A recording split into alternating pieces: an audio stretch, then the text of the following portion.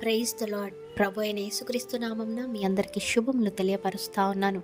ఈ యొక్క వాగ్దానాలచే మీరు ఆదరింపబడినట్లయితే తప్పకుండా ఇతరులకు షేర్ చేయడానికి ప్రయత్నించండి. ఈ రోజుల్లో చాలామంది ఎవరైనా ఒక మాట అంటే తిరిగిచ్చి రెండు మాటలు అంటాము. ఏదైనా కీడు చేస్తే తప్పకుండా ప్రతీకారం తీర్చుకోవాలి అనే భావనతో, అనే మైండ్ సెట్తోనే బ్రతుకుతూ ఉంటారు.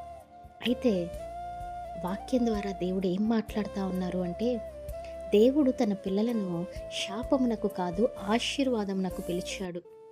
ఈ లోకంలో మనకు అపార్థాలు, అవమానాలు, అన్యాయాలు ఎదురైనా వాటికి ప్రతిగా కీడు చేయమని దేవుడు ఎక్కడ కూడా చెప్పలేదు.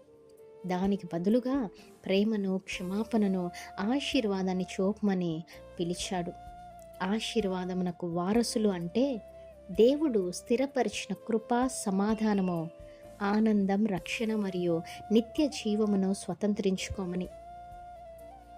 మరి మన పరిస్థితులు ఎలా ఉన్నప్పటికీ దేవుని వాగ్దానాలు మన జీవితంపై నిలిచి ఉంటాయి.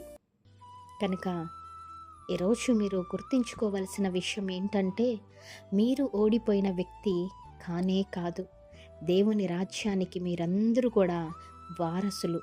మీ జీవితంపై దేవుని ఆశీర్వాదము ఉంది కనుకనే, అందువలన మీ హృదయంలో క్షమను నిలుపుకొని మీ నోటితో ఆశీర్వాదమును పలుకుతూ విశ్వాసములో ముందుకు తప్పకుండా సాగే బిడ్డలుగా ఉండాలి.